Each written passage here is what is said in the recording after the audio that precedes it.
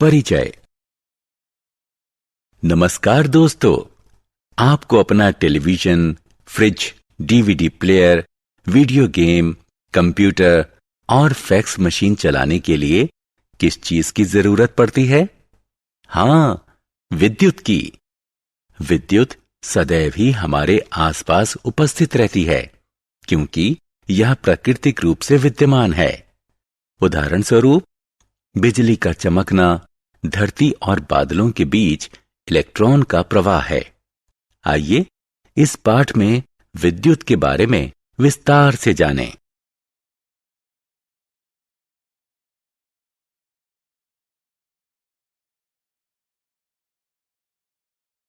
उद्देश्य।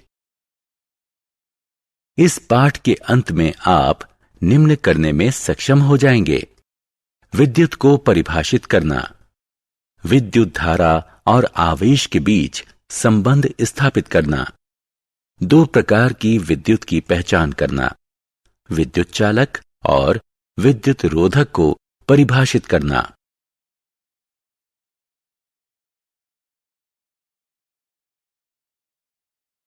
विद्युत। आप देर शाम को कैसे पढ़ते हैं? निश्चित ही आप अपने कमरे में एक विद्युत बल्ब की सहायता से प्रकाश करते हैं। क्या आपको कभी जिज्ञासा हुई है कि विद्युत बल्ब और ट्यूबलाइट कैसे दीप्त होते हैं? उन्हें दीप्त होने के लिए विद्युत की जरूरत होती है। विद्युत धारा विद्युत तार से होते हुए बल्ब के फिलामेंट तक जाती है और उसे दीप्त होने तक गर्म करती है। स्थिर विद्युत। जब हम अपने बालों में कंघी करते हैं और कंघी को कागज के छोटे टुकड़ों के करीब ले जाते हैं तो कागज के टुकड़े कंघी की तरफ आकर्षित होते हैं। तब हम कहते हैं कि कंघी विद्युत से आवेशित है। इस पर सबसे पहले एक ग्रीक व्यक्ति थेल्स ने 2500 साल पहले ध्यान दिया था। थेल्स ने देखा कि एम्बर को रेशम के कपड़े से रगड़ने पर ये छोटे पंखों को आकर्षित करता है। इसका कारण स्थिर विद्युत थी। इलेक्ट्रिसिटी यानी विद्युत शब्द की उत्पत्ति इलेक्ट्रॉन शब्द से हुई है। धनात्मक और ऋणात्मक आवेश। आइए धनात्मक और ऋणात्मक आवेश को समझने के लिए एक गतिविधि करें। एबोनाइट की एक छड़ लीजिए और इसे एक ऊनी कपड़े से रगड़िए। अब इस छड़ के बीच में धागा बांध के इसे लटका दीजिए। अब इसी प्रकार से एबोनाइट की एक और छड़ को आवेशित कीजिए और लटकती हुई छड़ के पास ले जाइए। आपने क्या देखा? लटकती हुई छड़ दूसरी छड़ से दूर हट गई। अब शीशे की एक छड़ लीजिए और इसे एक रेशमी कपड़े से रगड़िए। इस आवेशित शीशे की छड़ को लटकती हुई आवेशित एबोनाइट की छड़ के पास ले जाइए। आपने क्या देखा? लटकती हुई एबोनाइट की छड़ शीशे की छड़ के समीप आ गई।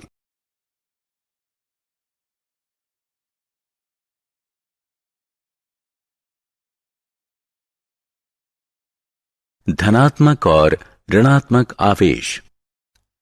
एबोनाइट और शीशे पर उत्पन्न आवेश की प्रकृति भिन्न थी। इन दो प्रकार के आवेशों को धनात्मक और ऋणात्मक आवेश कहते हैं।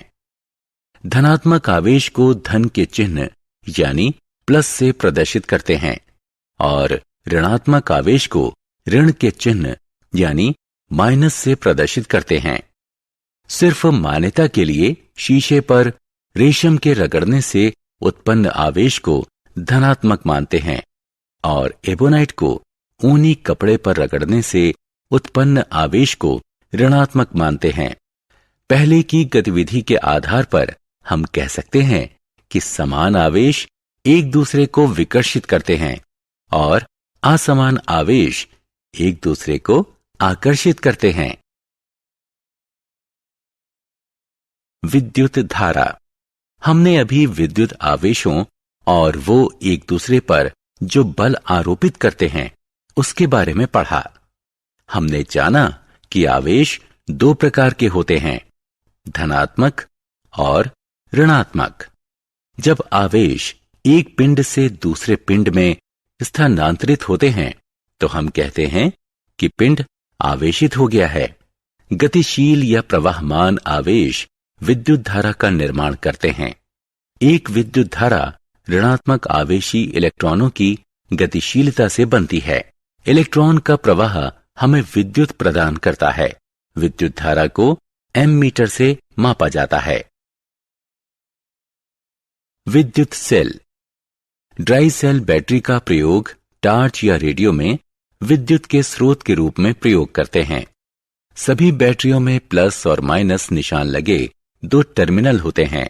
जब धातु का तार इन दोनों टर्मिनलों को जोड़ता है तो रासायनिक अभिक्रिया द्वारा उत्पन्न इलेक्ट्रॉन तार के माध्यम से प्रवाहित होने लगते हैं और विद्युत धारा का निर्माण होता है। ये इलेक्ट्रॉन ऋणात्मक टर्मिनल से धनात्मक टर्मिनल की दिशा में प्रवाहित होते हैं। अतः सेल एक ऐसा यंत्र है जिसमें रासायनिक ऊर्जा विद्युत ऊर्जा में परिवर्तित होती है।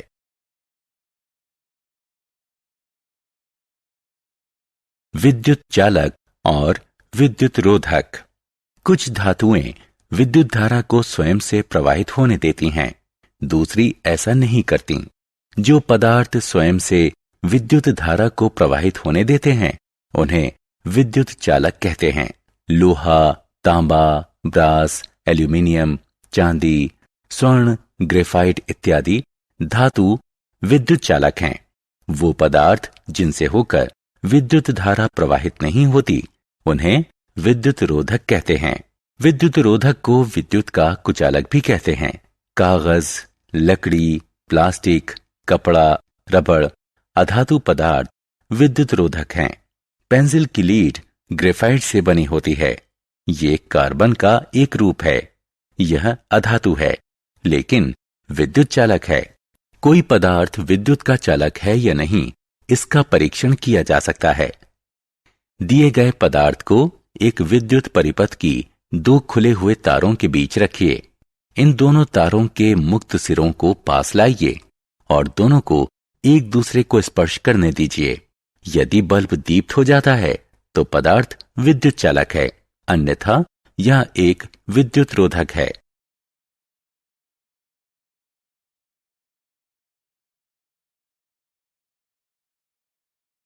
विद्युत चालक और विद्युत रोधक। विद्युत का प्रयोग करते समय चालक और रोधक दोनों का महत्व होता है। तांबे या दूसरे धातु की तार को विद्युत आपूर्ति के लिए प्रयुक्त किया जाता है, लेकिन इसी के साथ इन धातु के तारों पर सुरक्षा के लिए विद्युत रोधक धातुओं जैसे प्लास्टिक या रबड़ की परत चढ़ाई जाती है। सारांश। आइए हमने जो कुछ सीखा है उसे संक्षेप में दोहराएं। विद्युत ऊर्जा का एक प्रकार है। आवेश सदैव एक साथ आते हैं। समान आवेश विकर्षित करते हैं और असमान आवेश आकर्षित करते हैं। इलेक्ट्रॉन के प्रवाह को विद्युत धारा कहते हैं। बिजली का चमकना आकाश में विद्युत का निर्वर्तन है। सेल विद्युत धारा का स्रोत है। सेल एक यंत्र है जिसमें रासायनिक ऊर्जा विद्युत ऊर्जा में परिवर्तित होती है। सेल के युग्म को बैटरी कहते हैं। विद्युत धारा मापी यंत्र को एमीटर कहते हैं। धातु और अकार्बनिक लवण अच्छे विद्युत चालक होते हैं। अधातु और कार्बनिक यौगिक विद्युत रोधक होते हैं।